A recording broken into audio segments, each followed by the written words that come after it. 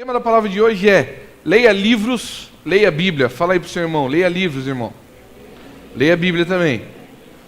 Você está falando muito baixinho, fala, leia livros, irmão. Leia a Bíblia também. Isso. Oséias capítulo 4, no versículo 6. É o versículo chave, eu quero ler só a parte A do versículo.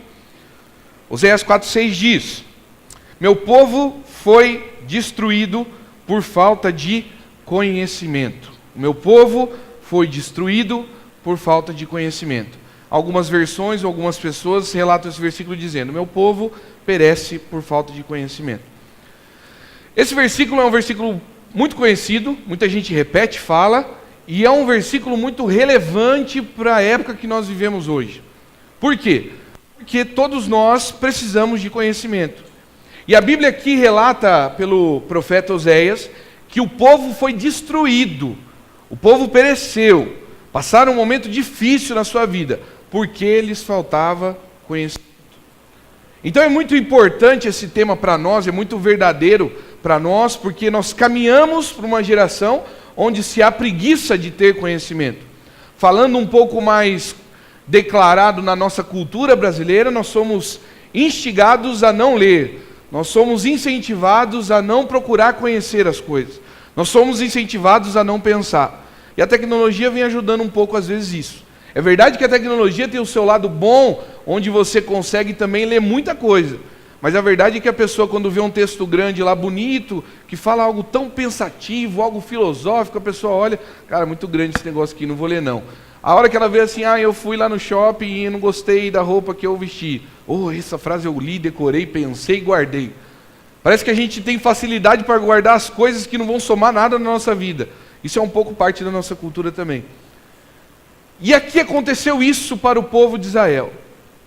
Aconteceu várias coisas que resultaram essa destruição, ou melhor, a falta de conhecimento do povo fez com que acontecesse uma destruição, e aqui não é num sinal só material, porém reflete, mas também espiritual. Mas os dois. A falta de conhecimento, ela reflete no nosso espiritual e no nosso material. E você vai entender um pouco do que aconteceu aqui, do que acontece hoje no nosso Brasil e na nossa vida. No versículo 1, começa dizendo assim, Oséias 4:1. Israelitas, ouçam a palavra do Senhor, porque o Senhor tem uma acusação contra vocês que vivem nesta terra. A fidelidade e o amor desapareceram desta terra, como também o conhecimento de Deus. Uma das coisas que a leitura bíblica e a leitura da palavra traz. Depois você vai entender, cara, mas por que você está falando leitura de livro? Eu vou te mostrar o significado aqui nesse texto ainda. Mas vamos entender. Conhecimento aqui nesse texto está falando das duas coisas. Ler livros, conhecimentos antropológicos, ou seja, conhecimentos do homem, e também conhecimentos de Deus, conhecimentos da palavra de Deus. O primeiro versículo diz: vocês israelitas, olha o que aconteceu. Desapareceu o amor e a fidelidade no meio de vocês e o conhecimento de Deus. Uma das coisas que a leitura proporciona é o raciocínio do que é o que você sente. O raciocínio daquilo que você é para os outros. O raciocínio de conhecer a Deus. Quando nós não lemos, irmãos, e lembre-se que o conhecimento eu estou falando de Deus e do homem. Quando nós não lemos, vem essa falta de leitura, vem essa falta de amor, essa falta de fidelidade. Por quê? Não sei cientificamente falando responder isso. Mas a questão é que quando você vive uma vida de leitura diária, Bíblia, e uma leitura diária de conhecimento humano, você reflete nas coisas, você pensa, você raciocina mais. Você lê um livro sobre o sentimento do amor, por exemplo, e ali você começa a repensar o que você tem vivido de amor. Você começa a analisar se o seu amor é verdadeiro ou não. Você começa a analisar a sua fidelidade. Será que eu tenho sido fiel? Você compra um livro lá bom, de uma fonte boa, eu já vou falar sobre isso também. E aí você começa a ler sobre fidelidade, ensinando textos da Bíblia sobre fidelidade, dentro da filosofia sobre fidelidade, e isso vai fazendo você ser mais fiel, entender o que é ser fiel. Quando nós lemos, quando nós raciocinamos, nós pensamos naquilo que nós agimos, nós pensamos naquilo que nós fazemos. Então a gente começa a analisar o nosso amor dentro de casa e começa a ver se realmente isso é amor. Quando você lê, quando você tem uma prática de leitura, você se avalia mais. Você se autoavalia mais. Você se autocritica mais. Você olha para si e diz: será que eu tenho amado tanto? Será que a minha fidelidade tem sido verdadeira? Ou eu tenho cobrado só do outro ser fiel e eu não tenho expressado nenhuma fidelidade? O versículo 2 diz: só se vê em maldição, mentira e assassinatos, roubo e mais roubo, adultério e mais adultério. Ultrapassam todos os limites e o derramamento de sangue é constante. Outra coisa que a leitura traz, talvez pode parecer um pouco aula de português, aula de escola, mas não é de Deus isso daqui, você vai entender. Outra coisa que a leitura da Bíblia e a leitura do conhecimento humano faz em nós, é colocar limites em nós. Sabe por que a cidade está do jeito que está? Sabe por que a sociedade está corrompida e cheia de violência, cheia de corrupção por aí? Porque falta leitura. Porque os nossos políticos não leem, porque aqueles que governam sobre nós não leem, porque aqueles que estão no hospital não leem, porque aqueles que estão dentro dos seus cargos, porque nós, como seres humanos, naquilo que você é responsável, nós não lemos. Nós não pensamos, nós não raciocinamos, nós não queremos isso. Nós assistimos TV. A gente assiste 1 hora de novela, mas a gente não gasta 10 minutos lendo o livro. Cara, eu não leio nem a Bíblia. Então, pois é. É essa a questão. Mas passando na frente da televisão, a gente passa 3, 4 horas. O problema é que a televisão, dependendo do programa, e normalmente a televisão aberta, as programações são ruins, normalmente ela não te faz pensar. Não há programas que fazem você raciocinar. Então ler é essencial para nós mudarmos a sociedade, para avaliarmos os nossos limites. Você pode ver, irmãos, que a violência normalmente é crescida, normalmente a violência é expressada aonde? Aonde há menos educação, aonde há menos leitura. Se nós analisarmos no Brasil aonde nasce a violência, não é porque o cara que mora na favela, mas é porque a educação não chega lá. E aí você vê mães tendo 5, 10 filhos. O que faz uma adolescente de 13, 14 anos, 17 anos ter 10, 11 filhos? Falta de leitura, falta de educação. É uma realidade do Brasil. Mas o problema, irmãos, é que essa realidade que está abrangente do nosso lado, está também dentro de nós. Porque nós não procuramos ler, nós não procuramos estudar, nós não procuramos raciocinar. E aqui diz que o povo foi destruído por falta desse conhecimento. E mais, o versículo 2 diz que faltou limite. O que aconteceu? Faltou limite. As pessoas não raciocinavam o que é certo e o que é errado. O senso comum estava meio bagunçado. Um acha que roubo é uma coisa só. Eu falei um pouco isso no sábado lá no Underground. Outro acha que roubo é um pouco mais além. Então, quem define o que é limite ou não? É o raciocínio. É o senso comum. É aquela coisa que ninguém pensa junto. A gente pensa junto, aliás. É uma coisa que eu penso, você pensa igual e a gente nunca conversou. Você vê esse copo d'água aqui, é meu, e ninguém vai pegar. Isso é natural, porque você sabe que é meu. No mínimo você vai vir e pedir: cara, tu posso beber um pouco da sua água? Porque é um senso comum. Não precisa eu vir aqui explicar para vocês: olha, não, pode. Não, todo mundo sabe disso. É meu copo. Isso é o que faz a educação, a leitura. E é o que tem faltado muitas vezes na sociedade e em nós. E o povo de Israel continuou no versículo 3. Por isso a terra pranteia, e todos os seus habitantes desfalecem. Os animais do campo, as aves dos céus e os peixes do mar estão morrendo. Quando Deus criou o homem lá em Gênesis, Ele deu para o homem governar a terra. E aqui diz que os animais estavam morrendo, que a terra estava ruim, que estava tudo feia a coisa. É resultado do quê? Da falta de educação do homem. O povo foi destruído e pereceu por falta de conhecimento. Se eles tivessem buscado o conhecimento da leitura, eles saberiam que a terra precisava ser cuidada dessa forma. Eles saberiam que as fumaças das usinas estão pegando lá a camada de ozônio e está destruindo tudo. E a gente está num inverno, numa primavera e o sol está rachando. E o calor está estridente. Eu estou pensando, irmãos, no verão a coisa vai ferver. Porque se está assim, já não teve inverno quase esse ano.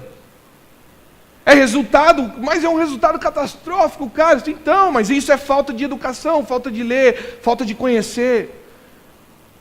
Só que o problema é que essa falta de conhecimento atinge toda a humanidade, toda a sociedade. E é o que aconteceu aqui em Oséias. Isso daqui, irmãos, é uma profecia para hoje. O povo sempre será destruído quando faltar conhecimento. O pior é que a gente vê nesses momentos de eleições, uma coisa dizendo que vai investir na educação, que vai investir na escola integral, e eu fico olhando cada programa, eu assisto todos os dias, quase quando eu posso, assistir os programas lá, eu fico olhando, mas, pô, bem que podia mesmo, né? Ter essas escolas integrais. Eu sei que a molecada mais adolescente fala assim, cara, pelo amor de Deus, é horrível ficar na escola o dia inteiro. A hora que você acabar ela, você vai entender que era bom você estar lá. O resultado que isso traz para a sociedade.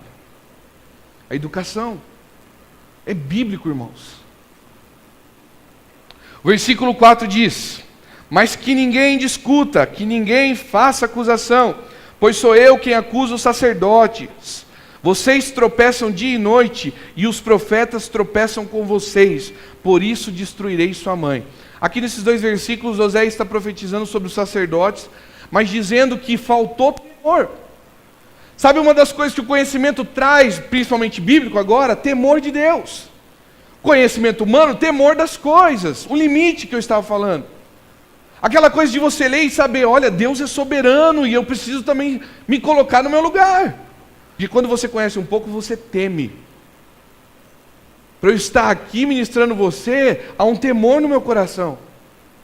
De saber, olha, eu não posso falar besteira lá, eu não posso chegar lá e falar o que eu acho, o que eu penso.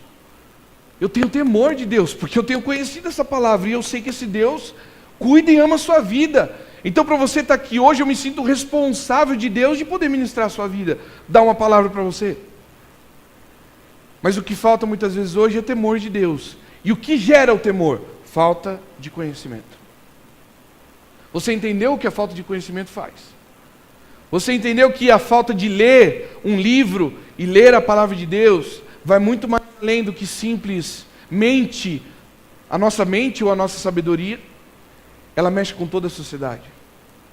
E o versículo 6, que é a chave, vamos ler agora ele inteiro. Meu povo foi destruído por falta de conhecimento. Uma vez que vocês rejeitaram o conhecimento, eu também os rejeito. Como meus sacerdotes, uma vez que vocês ignoraram a lei do seu Deus, eu também ignorarei seus filhos.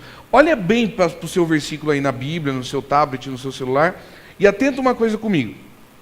O começo do versículo 6 diz assim: meu povo foi destruído por falta de conhecimento. Ponto.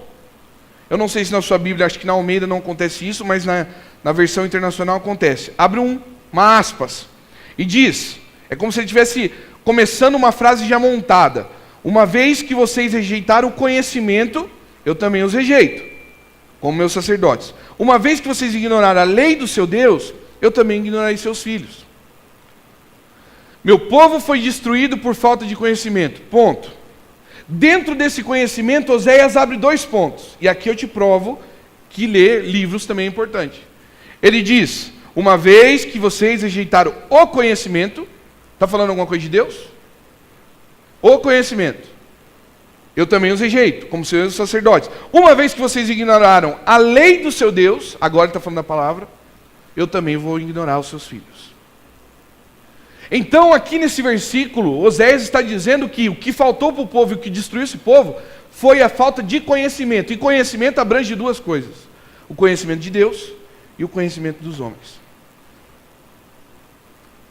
O conhecimento no hebraico, nessa palavra, significa sabedoria e habilidade. E aqui a lei de Deus, os mandamentos de Deus. Então, sabedoria e habilidade de homens, carnal. Aí você pode dizer, cara, mas como assim? A Bíblia diz em Tiago, capítulo 1, versículo alguma coisa, que diz: todo dom e toda dádiva vem do Pai das luzes. Então, um dom humano, mesmo que seja filosófico, mesmo que seja de sabedoria, é dom de Deus.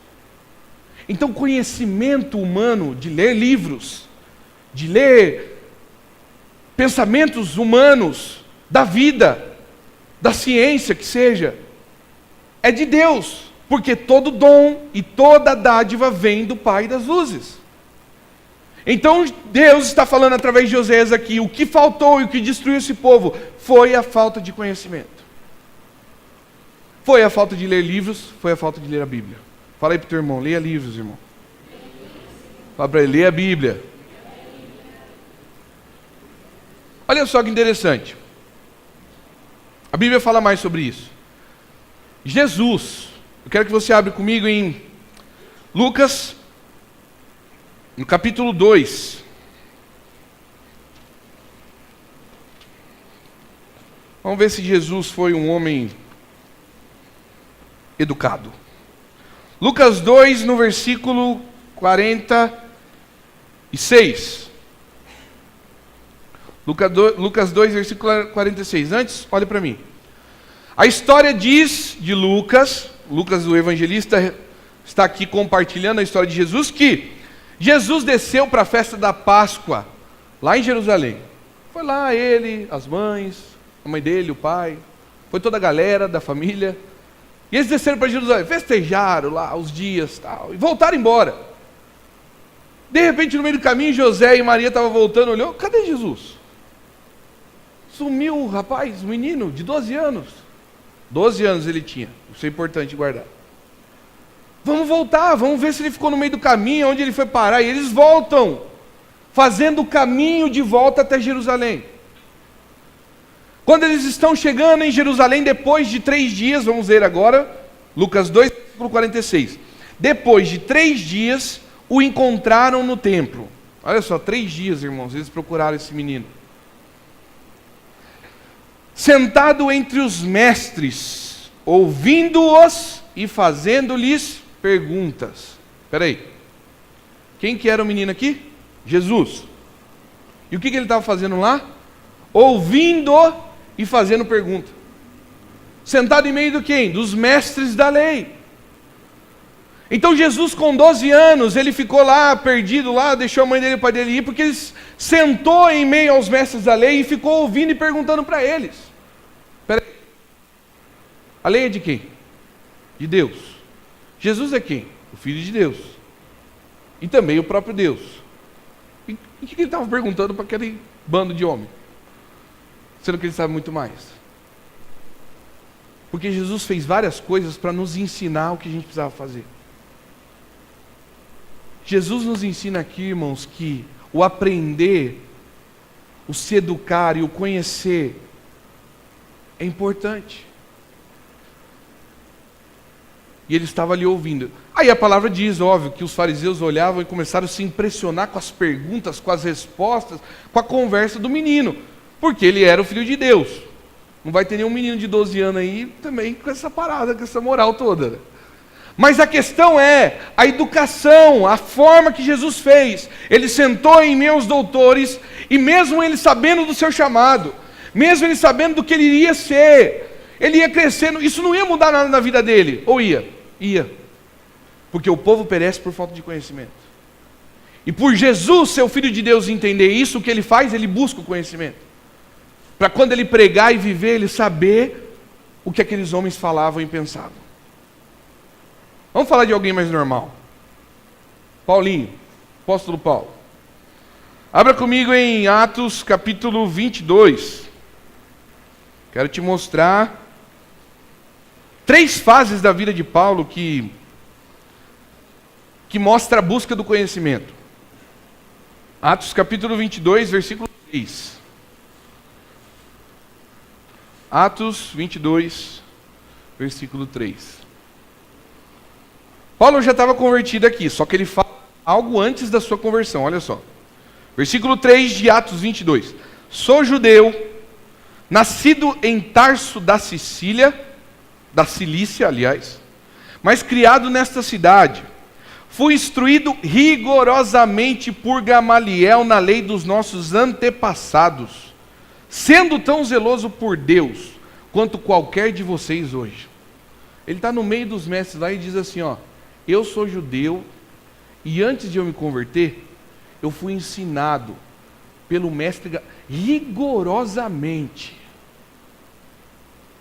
O mestre Gamaliel, mestre da lei, me ensinou rigorosamente. E aliás, ele é muito melhor que vocês aí, que vocês estão se achando.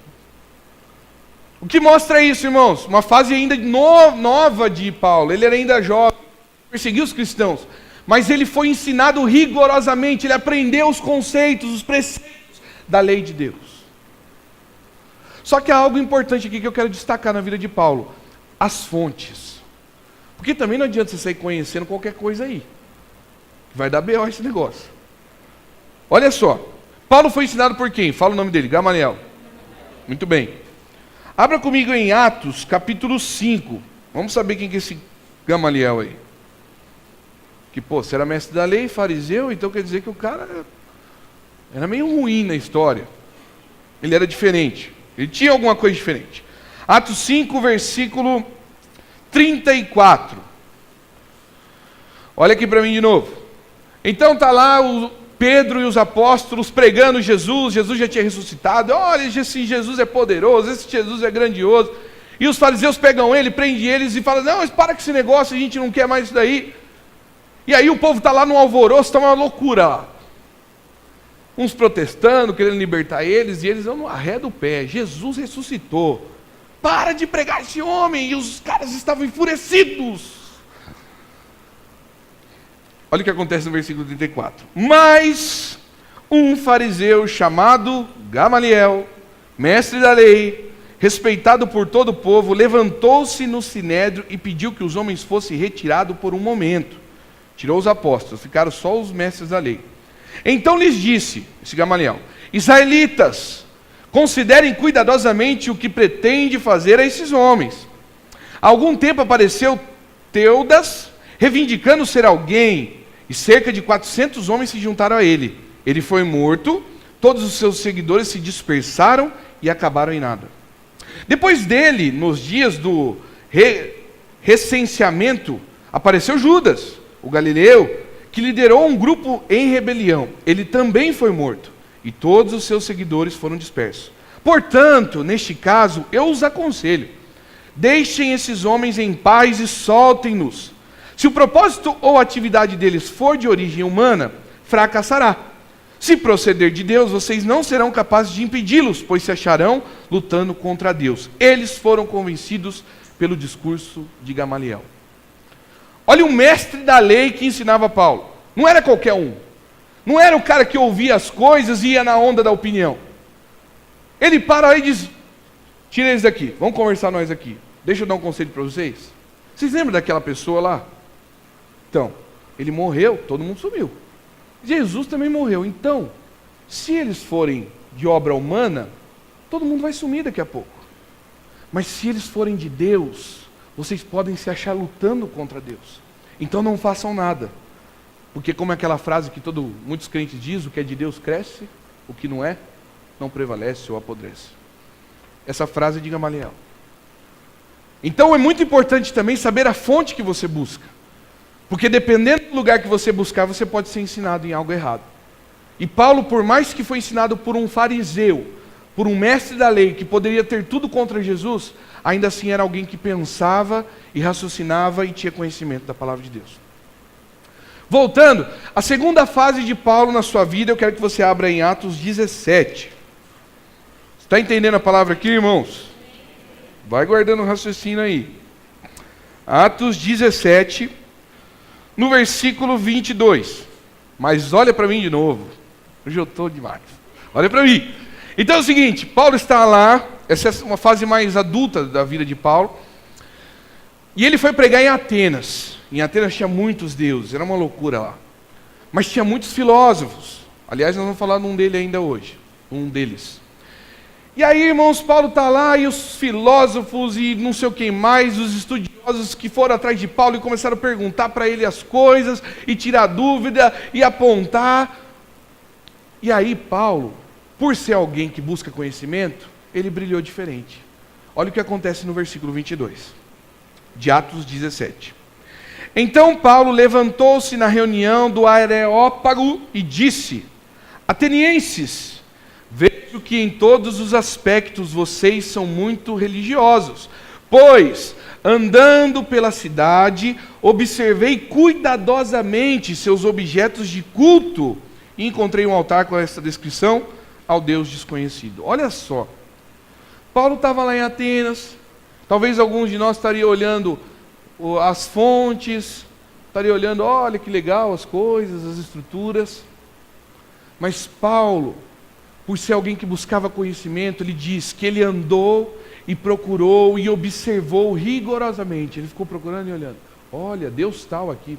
E responde uma pergunta. Esse Deus aqui é sobre o que ele fala?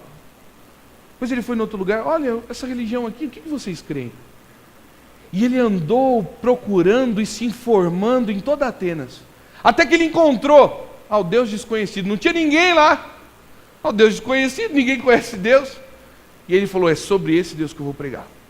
E aí, se você ler o resto do texto, houve conversão. E aí, a glória de Deus desceu. E aquela coisa toda que a gente conhece sobre salvação. Mas, o que fez diferença no ministério de Paulo foi a busca do conhecimento. Para encerrar a vida de Paulo, e também já estou encerrando a ministração, palavra. 2 Timóteo capítulo 4. Abre aí comigo. 2 Timóteo capítulo 4.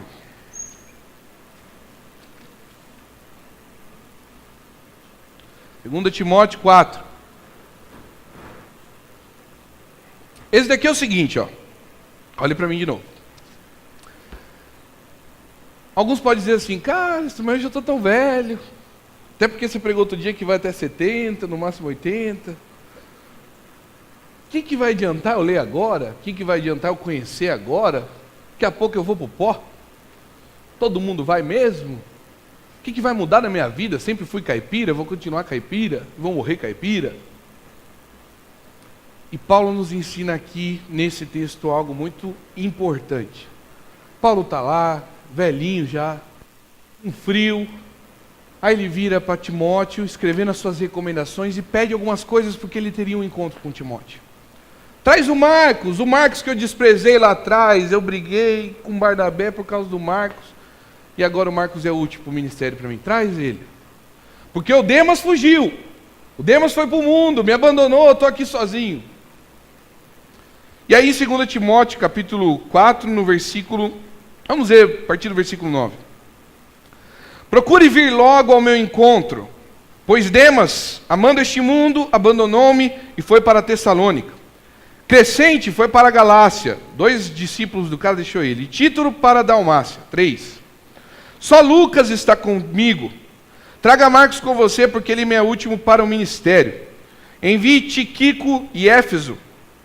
Quando você vier, traga a capa que deixei na casa de Carpo, em Troade.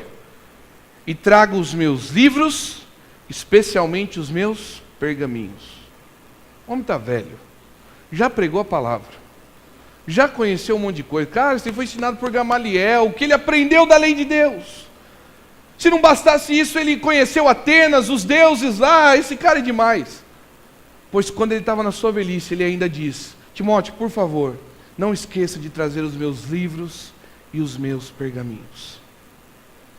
Paulo está ensinando na terceira fase de sua vida, já quase morrendo, que nunca é tarde para se obter conhecimento. Porque como Oséias disse, o povo perece por falta de conhecimento. O povo é destruído por falta de conhecimento. Então, irmãos, se talvez até hoje você nunca leu um livro, e talvez nunca leu a Bíblia, ou um livro da Bíblia, começa agora. E não tem nem como você dizer que é velho.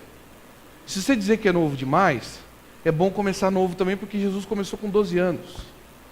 Então, não tem jeito. Tem que ler. Tem que conhecer. Isso vai mudar a sua vida. Aí eu estava conversando ontem com uma irmã lá no acampamento, e ela contou sobre uma matéria da faculdade dela, de filosofia. E hoje eu fui pesquisar e completou meu sermão, e eu queria compartilhar com vocês.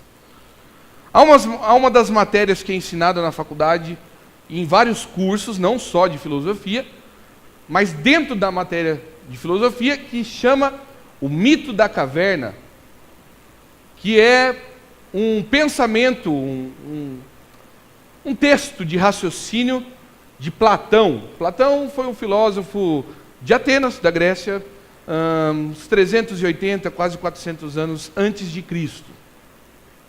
E o mito da caverna é muito interessante, porque diz a história, a lenda de Platão, ou o pensamento que ele quis fazer com que a gente pensasse. Olha como que o cara era louco, ele fez um pensamento para a gente pensar. Bom, Platão está lá e ele diz assim, olha, suponhamos que os homens, alguns homens ali, algumas pessoas, foram colocados, nasceram numa caverna. E aprenderam a viver ali, se adaptaram a viver naquele lugar, escuro.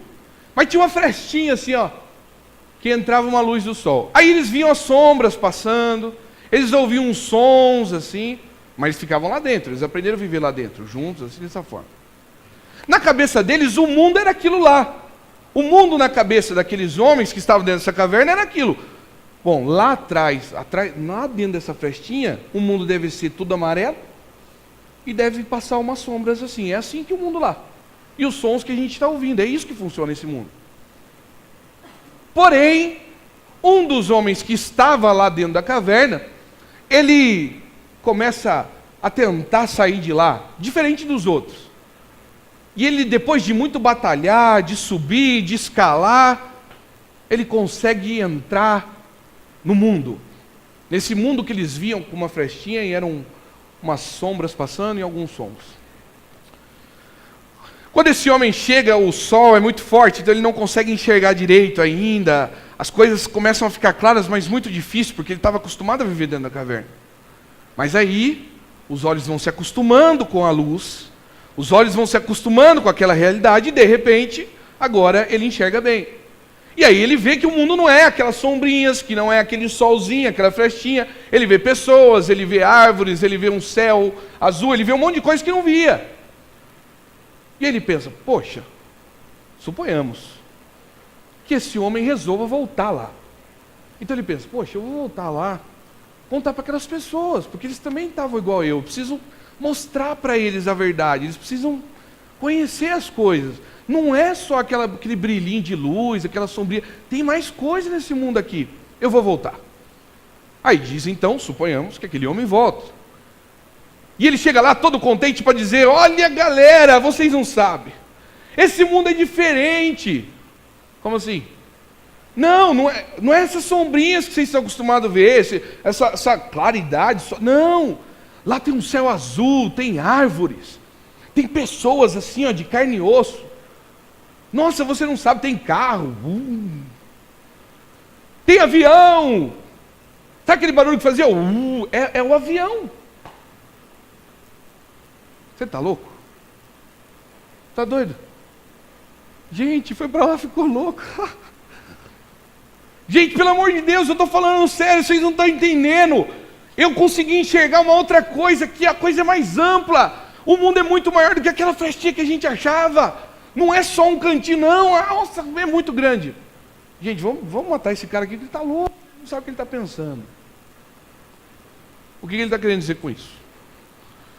E a verdade, irmãos, é que quando você conhece a verdade, quando você conhece o conhecimento, quando você busca, né, o conhecimento, a sua visão é ampliada.